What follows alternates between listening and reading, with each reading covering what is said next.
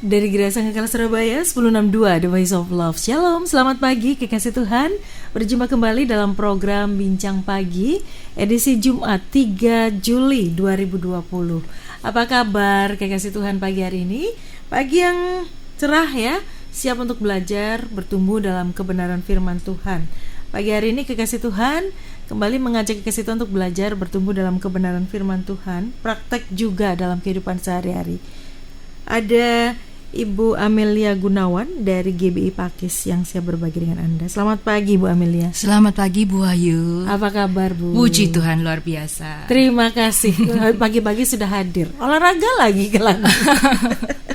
Kali pertama di Bincang Pagi. Orang bilang tak kenal maka tak sayang Bu. Betul. Boleh kenalan dengan kekasih Tuhan nih, tentang pelayanan, tentang keluarga juga. Iya boleh. Selamat pagi kekasih Tuhan. Saya percaya kita semua tetap sehat ya. Amen. Dalam lindungan Tuhan. Apapun yang terjadi kita tetap sehat. Amen. Tetap dalam lindungan Tuhan. Ya, pagi hari ini saya ingin memperkenalkan diri. Saya Amelia Gunawan. Saya saat ini melayani di GBI Pakis sebagai Ketua Departemen Kreatif Ministry. Ya, dan fokus kita saat ini juga karena sedang pandemi ya, jadi kita fokus tentang membuat podcast seperti itu juga. Jadi kita menguatkan melalui media sosial ya, seperti kayak radio gini kan kita menjadi berkat buat banyak orang, jangkauannya luas ya. Itu yang sedang kita kerjakan hari-hari ini. Saya selain melayani Tuhan sehari-hari, saya juga entrepreneur. Jadi saya ada beberapa usaha dan juga seorang ibu rumah tangga. Luar biasa. Itu peran ya, yang utama. multifungsi ya. Iya betul. Suami, anak-anak, Suami, kenalan. ya suami saya juga hamba Tuhan, juga melayani di tempat yang sama. Selain itu anak saya ada 4 orang. Ya. Saya dengar anaknya kembar ya. Ada yang kembar, betul. Luar biasa. Iya, yang kedua dan ketiga itu kembar. Iya. Jadi yang kedua dan ketiga. Iya. Luar biasa ya. Gimana nih? Punya 4 orang anak, masih kecil-kecil. Kecil-kecil. Yang paling besar baru 7 tahun. Yang paling kecil 2,5 tahun. Wah, lucu-lucunya Bu. Iya. Butuh energi yang besar. Betul juga. itu. Bagaimana membagi waktu dengan pelayanan, dengan suami, anak-anak, usaha juga. Kebetulan kan ini ya, kalau suami saya sangat support. Jadi dia juga ikut turun tangan. Kalau misalnya saya repot atau apa, dia turun tangan untuk mengasuh anak bisa gitu. Jadi sebentar, nggak pakai babysitter? Enggak, sekarang enggak. Sudah 2 tahun ini enggak. Oh ya, wah. Dulu Super mom ini berarti ya. Ya, karena saya kira anak-anak itu perlu waktu lebih ya dengan orang tua. Karena dulu memang saya punya pengalaman. Anak saya yang kembar itu cowok sama cewek ya. Itu dijaga oleh 2 orang ya. Dan waktu itu saya sedang sibuk, memang masa-masanya waktu baru merintis, jadi sibuk. Terus akhirnya mereka itu lebih apa ya, kadang ada salah satu tuh yang gak suka lihat gadget. Nah, ada yang suka lihat gadget, salah satu yang cewek itu lihat gadget, sehingga dia itu akhirnya pertumbuhan perkembangan wicaranya agak terlambat. Dan matanya minus. Masih kecil sudah minus. Jadi waktu itu memang sih saya agak ini ya, istilahnya enggak terlalu, ya memang terus sama dia, cuma enggak apa ya, kadang kalau saya tinggal itu dia gadget gitu. Nah, akhirnya dia, ini satu kesaksian juga sih, dia sempat terlambat berbicara sampai usia berapa? Usia 3 tahun itu dia baru bisa panggil mama, papa. Iya, jadi kan lambat ya. Saya sempat periksakan dia ke beberapa psikolog. Saya kira dia ini kenapa kan gitu ya. Ternyata sebenarnya waktu mereka cek, nggak apa-apa kok, anak ini bukan yang ada autisme atau lain-lain gitu ya. Tapi memang waktu itu saya agak ini ya, karena saya lihat dia kok kalau dipanggil itu nggak noleh gitu ya. Dan dia kayak maunya sendiri gitu ya. Jadi saya periksakan ke psikolog, tapi oleh beberapa dibilang nggak apa-apa, dia ini nggak apa-apa, cuma memang ada delay sedikit. Nah, tapi ya saya percaya kalau kita itu dua-duanya enggak, salah satu aja. Kalau kebetulan yang satu itu nggak suka gadget. Jadi Jadi saya dengan suami sepakat. Waktu itu sempat saya mau terapi kan. Nah, waktu di terapi saya lihat dia nangis-nangis, saya kok nggak tega ya. Nggak tega saya ya. Hati ibu kan lihat anak nangis gitu ya. Ya saya kira enggak lah. Saya sama suami sepakat kita doa aja gitu. Kalau kita doa, Tuhan pasti jawab, ya kan? Apapun yang hasilnya, tapi Tuhan pasti jawab apapun hasilnya, ya kan? Kita doa terus setiap hari kita perkatakan, itu kita kuasa perkataan, kita perkatakan gini, kita nubuatkan dia setiap malam. Tiba-tiba waktu dia masuk ke usia hampir 4 tahun itu, ya 3,5 tahun gitu, sekitar 3,5 4 tahun, tiba-tiba dia itu bisa lancar ngomongnya. Bisa dulu dia nggak bisa bentuk kalimat, jadi dia cuma ngomong sepatah-sepatah atau nunjuk gitu. Terus eye connection itu nggak ada, sedikit gitu, sebentar terus hilang gitu, nggak bisa dibilangin gitu. Tiba-tiba ya itu kuasa mujizat ya. Saya percaya itu Tuhan, nggak pakai terapi, nggak pakai obat, nggak apa, dia bisa ngomong lancar. Jadi waktu itu dia sekolah playgroup, sempat gurunya itu panggil kita, ini kok beda sekali sama kembarannya gitu. Kalau kembarannya memang ini cepat. Laki atau perempuan? Yang perempuan ini. Yang perempuan. Yang laki, yang cowok ini kok sangat cepat ya pertumbuhannya. Kalau di kelas itu wah aktif terus semua tugas-tugasnya itu bagus.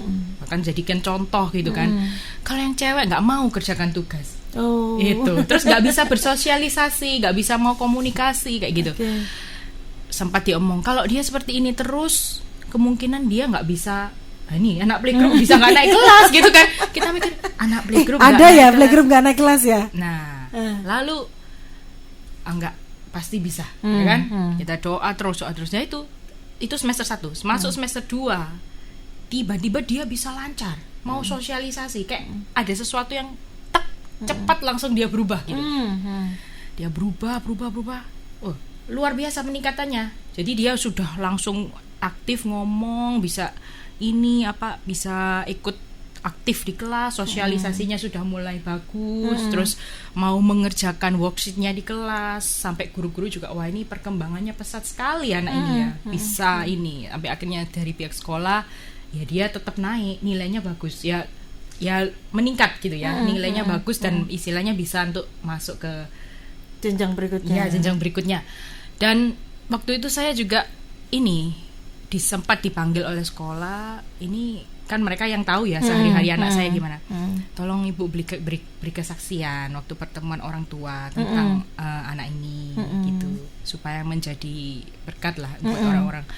Ya saya mau, terus saya ngasih kesaksian. Ada juga beberapa orang tua yang mengalami hal yang sama gitu. Jadi memang banyak anak-anak sekarang ini yang lambat, yang mengalami delay itu. Ya itu karena gadget ternyata. Iya, karena gadget bisa, atau itu kurang lebihnya sih mungkin bukan karena gadgetnya, tapi yang saya tangkap mungkin kurang komunikasi dengan orang tua ya.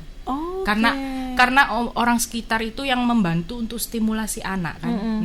Waktu itu saya karena sangat repot, ya jadi seringkali saya nggak terlalu ajak dia omong apa gitu, nggak bacakan dia cerita dan segala macam. Sedangkan yang jaga dia juga nggak terlalu aktif untuk ngajak ngomong gitu. Beda sama yang jaga yang cowok itu. Nah kalau yang jaga yang cowok itu dia lebih aktif, ajak main, ajak ngobrol apa, itu sangat berpengaruh ya. Saya rasa bukan karena gadgetnya, tapi karena stimulasi di sekitarnya itu yang membuat dia seperti itu. Nah singkat cerita saat ini dia usianya sudah 5 tahun. Jadi dia mau naik Juli ini dia kindergarten 2 ya, TKB. Dan nilainya sih puji Tuhan sekali, dia sejak saat itu sampai sekarang tuh pesat perkembangannya. Puji Tuhan tuh. Sekarang ceriwis nggak Bu? Ceriwis sekali. Sudah. Itu kan soalnya sudah dipendam 3 tahun Bu. Betul, itu keluar semua ya. Jadi saya biasanya begitu ya. Saya juga amazed kemarin waktu terima raport dia kan. Wih, hasilnya mayoritas 90% tuh excellent dia. Cuma satu aja yang agak sedikit memerlukan menyempurnaan nih, satisfaction. Yang lain excellent semua. Dari semua poin, berapa puluh poin itu dia excellent semua. Saya bersyukur sekali gitu. Maksudnya saya kalau yang satunya yang cowok saya nggak kaget gitu ya, karena dia memang anaknya memang sudah begitu. Kalau yang cewek ini saya amazed gitu loh dengan apa yang Tuhan lakukan. Ini saya rasa ini Tuhan gitu. Khusus ini khusus karena ya itu Karena saya lihat memang dulu saya memang benar-benar agak setengah frustasi gitu ya menghadapi dia ini waktu usia-usia seperti itu. Karena waktu itu dibarengi saya hamil anak yang keempat ini. Jadi waktu itu dia tantrum lah apa segala macam itu, karena tantrumnya dia itu karena dia nggak bisa mengungkapkan gitu ya. Jadi dia marah-marah, banting-banting badan, itu sempat membuat saya tuh merasa kayak gimana ya, tapi ya kita punya Tuhan ya kan, kita punya Tuhan, kita perkatakan firman, kita meng-create sesuatu, itu pasti jadi. Sekarang tantrumnya masih atau? Tidak sama sekali. Tidak sama sekali. Sampai detik ini dia tidak pernah tantrum lagi. Sejak saat itu. Ya, itu seperti kayak ada satu perubahan drastis ya. Tiba-tiba. Jadi ada satu perubahan yang drastis, tiba-tiba dalam waktu singkat dia langsung bisa berubah. Jadi ya kita sebagai orang tua ya kadang lihat anak kita seperti itu, ada sesuatu yang pencobaan yang diizinkan Tuhan ya, memang kita mengalami dan segala macam, tapi ada juga yang Tuhan mau tunjukkan kemuliaannya melalui peristiwa itu gitu ya. Jadi kalau kita mempunyai anak yang mungkin berkebutuhan khusus, ya kita tidak boleh berkecil hati ya, karena itu semua itu karunia Tuhan juga gitu. Kalau memang Tuhan izinkan sampai sekarang seperti itu, ya pasti ada kemuliaan di balik itu. Ya. Mungkin kalau Bu Amelia sudah lewat masa itu ya. Nah, problemnya ada banyak kekasih Tuhan yang masih belum melewati masa itu. Betul. Ya, saya percayalah bahwa selalu ada harapan, Tuhan, ada campur tangan Tuhan. Walaupun mungkin dia masih mengalami seperti itu, misalnya berkebutuhan khusus dan segala macam, tetapi saya percaya itu akan menjadi berkat. Karena banyak sekali saya juga melihat ada anak-anak hamba Tuhan juga ya, atau anak public figure ya kan, yang masih seperti itu, masih ada kebutuhan khusus, tapi dengan keadaan seperti itu mereka tetap bisa bersaksi tentang kemuliaan nama Tuhan. Mereka tetap bisa bersukacita, menikmati masa-masa dengan anak mereka. Mereka tetap bisa menerima anak mereka dengan sukacita. Saya rasa poinnya di situ ya. Kalau anak pertama dan terakhir ini jadinya yang spesial yang ini ya, karena dia punya kekhususan. Anak pertama tidak masalah. Tidak. Yang terakhir juga tidak. Enggak masalah. Yang terakhir, yang anak pertama dan terakhir semuanya cerewet semua. Ikut siapa? Mama atau papa? Semuanya aktif semua. Semua ya. Talkatif ya. Iya, talkatif. Sampai dari kecil sudah kelihatan maunya apa, sudah aktif, cerewet dia. Jadi ibu dari 4 anak yang talkatif, bukannya talkatif, pasti aktif juga ya. Aktif ya. Itu butuh kesabaran ekstra. Apalagi sekarang ya. Jadi kan mereka kan online di rumah kan. Sudah sejak Maret ya, pertengahan Maret itu cukup menyita energi ya. Jadi mama jadi guru di rumah. Iya betul. Karena kan masih usia seperti itu, jadi kita nggak bisa tinggalkan mereka lepas gitu aja kan. Mereka juga kan masih butuh, karena aplikasi misalnya dengan tab, dengan laptop, jadi mereka masih mulai belajar kan gimana caranya membuat tugas kirim dari email, apa kan harus gitu. Wow. Anak zaman now begitu ya. Jadinya kita orang tua juga ya itu harus mengikuti harus mengikuti perkembangan. Gimana pekerjaan Bu? Pekerjaan kebetulan kan saya dari rumah. Jadi memang lebih banyak suami yang turun tangan ya. Karena saya di bidang jasa. Jadi kebanyakan memang suami yang turun tangan di lapangan, yang koordinir. Saya sih cuman bagian untuk apa ya istilahnya ya, ngatur strategi, cuma marketingnya aja gitu. Tapi suami yang lebih banyak turun tangan, sama ada karyawan di situ. Nanti pasti akan jadi cerita yang menarik ketika mereka besar ya. Dulu kamu begini loh, tapi puji Tuhan loh. Iya betul itu. Waktu itu saya sempat ini juga sama pihak sekolah. Kenapa Bu? Ini ya bikin di record ya gitu, untuk menjadi kesaksian. Misalnya mereka kan mau bikin misalnya open house apa itu, biar bisa dilihat gitu. Karena saya juga percaya ini juga peran dari guru juga ada ya, karena guru-guru kan yang tiap hari mendampingi ya. Dan saya juga percaya doa guru-guru juga ya kan, mereka kan memantau dan mereka cinta Tuhan, puji Tuhan. Jadi mereka juga support, mereka juga melihat gitu kan. Dan memang anak saya yang ini yang namanya Jade ya. Jade ini memang dia punya kepekaan sih. Memang dia kalau orang dunia katakan indigo ya. Memang begitu. Dari apa yang bayi sejak usia berapa bulan ya itu yang jaga dia bilang, anak ini kok suka kadang kalau misalnya diajak ke tempat-tempat tertentu dia kayak menunjuk satu tempat apa. Tapi kalau waktu itu dia belum bisa bicara ya. Sampai waktu mulai usia 1 tahun, 2 tahun, sometimes kalau saya ajak dia ke mall atau ke tempat makan atau ke rumah siapa, tiba-tiba ditutup mata. Tutup mata, nggak mau lihat. Kita pertama nggak tahu kenapa, mungkin dia takut apa, kenapa kita nggak tahu karena waktu itu dia nggak bisa bicara. Cuma kok semakin lama notice ya, kok dia kok sering gitu ya. Kalau di tempat tertentu, kalau di rumah enggak, tapi di tempat-tempat tertentu itu ada gitu dia. Sampai akhirnya mulai usia 3 tahun dia setelah bisa bicara.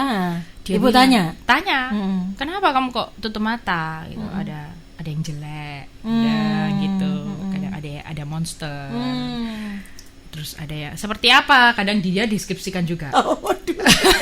Horor juga ya. Tiba-tiba dia lagi di kamar mandi di mall. Tiba-tiba dia enggak apa-apa waktu masuk. Tiba-tiba dia masuk ke bilik. Dia enggak apa-apa mau pi gitu. Tiba-tiba dia lihat ke atas. Terus dia langsung tutup mata. Kenapa? Dia cerita itu. Oh, ada gini mah, ada gini. Bentuknya gini, dia cerita. Ibu takut enggak itu diceritain gitu? Dia sampai dia di mana di rumahnya saudara itu pernah ada kasus apa gitu, dia bisa tahu. Ya, terus dia juga pernah ada salah satu orang yang keguguran ya, terus menerus keguguran. Dia ya ibu ini tuh sangat merindukan punya anak gitu. Satu hari tiba-tiba dia deketin ibu ini, dia peluk ibu ini, dia pegang perut ibu ini. Tapi dia nggak ngomong apa-apa, dia cuma peluk, senyum. Ibu ini heran gitu loh, kok dia kok kayak gini ya? Gitu. Biasanya nggak gini kalau ketemu. Ternyata beberapa kemudian dia merasa yaitu terlambat datang bulan. Ternyata dia hamil. Ya, ada beberapa kejadian-kejadian yang seperti itu. Sampai sekarang masih? Sekarang terakhir kali beberapa minggu lalu, memang sudah lebih jarang. Tapi dia nggak takut kok kalau lihat gitu. Dia nggak takut ya? Sekarang dia cuma tutup aja, dia nggak nangis. Dia cuma tutup. Dulu pertama nangis. Sekarang dia nggak nangis. Dia cuma tutup mata. Terus saya tanya, ada apa? Baru dia cerita. Gitu. Apa yang ibu lakukan ketika dia melihat sesuatu yang tidak baik tadi? Ibu ajak berdoa kah? Atau ibu ya udah gitu aja?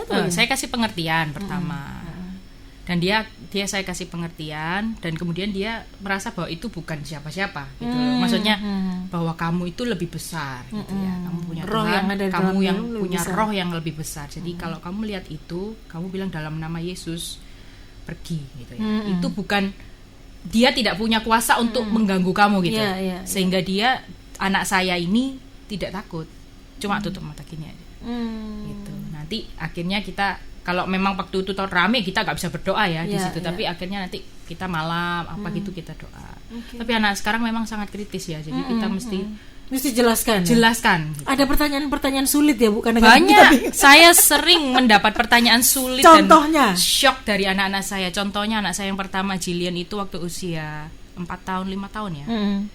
Dia sempat tanya, Mama, kalau Tuhan itu kan mengajarkan, Tuhan Yesus mengajarkan supaya kita mengasihi musuh kita. Tapi kenapa kita harus membenci iblis? Iblis kan musuh kita kan. Nah, kita harus mengasihi musuh kita. Kenapa kita harus membenci iblis? Susah ya. Iya, dia bisa pikir kayak gitu. Terus ibu jawab apa tuh? Saya jawab, ya iblis itu beda gitu. Tuhan mengajar kita untuk mengasihi sesama kita, manusia. Ya, kalau iblis itu bukan gitu. Iblis itu adalah setan ya kan, dia adalah bapa pendusta dan segala macam. Terus dia akhirnya ngerti, oh gitu. Terus dia tanya lagi, Mama, kalau nanti kita meninggal, siapa yang meninggal duluan, Mama atau saya gitu. Lalu apakah kita bisa ketemu? Meninggal itu seperti apa? Sorga itu di mana? Dia sampai tanya seperti itu. Susah ya. Terus neraka itu apa? Dia juga sempat tanya, Ma, dulu waktu aku sebelum di perutnya Mama kan ada foto-foto di rumah. Jadi dia tahu kalau ini loh kamu, kan saya sering cerita, dulu kamu di ini loh foto waktu Mama. Itu kamu di perut Mama. Terus dia tanya, waktu sebelum aku di perut Mama, aku di mana?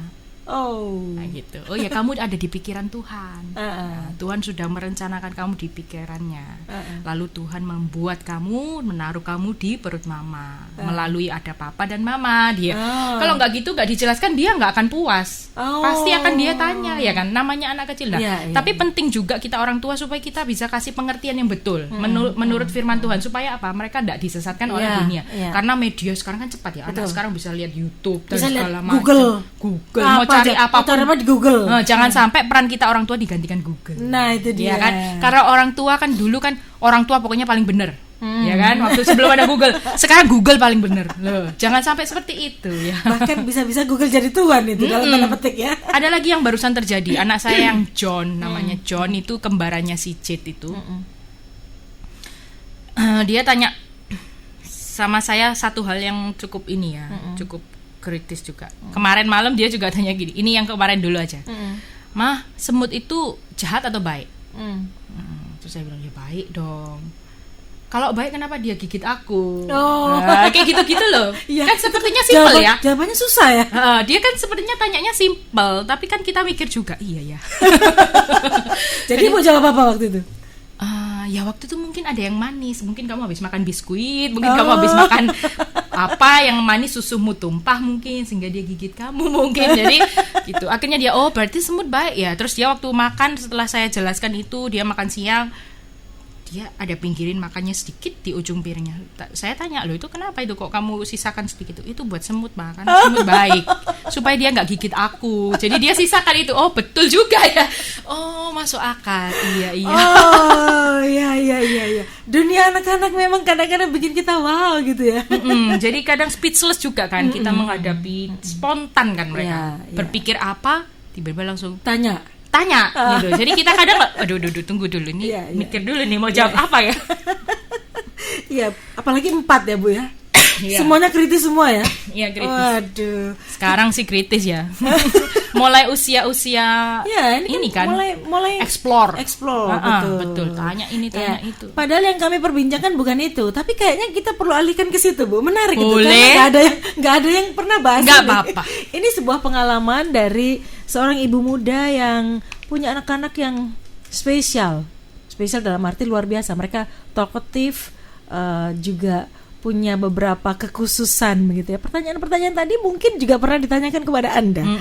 Kekasih Tuhan, silahkan Anda nanti juga bisa berbagi bersama dengan kami. Mungkin Anda punya anak-anak kecil atau cucu yang bagi Anda, saya juga nggak bisa ngatasi anak saya atau cucu saya. Bu, minta tolong, minta saran gitu. Boleh. Kami akan kembali dan membahas beberapa pengalaman dari Bu Amelia. Bagaimana membesarkan anak-anaknya yang 4 orang, masih kecil-kecil loh, luar biasa. Di tengah-tengah kesibukan bekerja, bagaimana beliau mengatur waktu, nanti saya juga akan tanyakan itu. Sabar dulu kekasih Tuhan, kami kembali sesaat lagi.